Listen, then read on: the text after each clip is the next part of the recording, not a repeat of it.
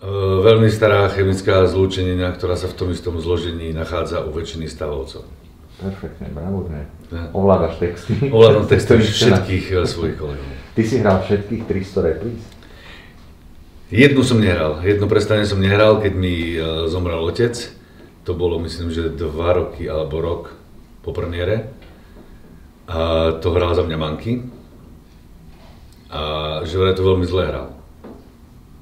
Režisér inscenácie veľmi zle hral tvoju postavu. Obrovskú energiu od divákov, ktorú dostávame vlastne ako človek už po 20 rokoch. Keď to má ísť do divadla hrať, tak má taký pocit, že Ježišmária, ak sa mi nechce.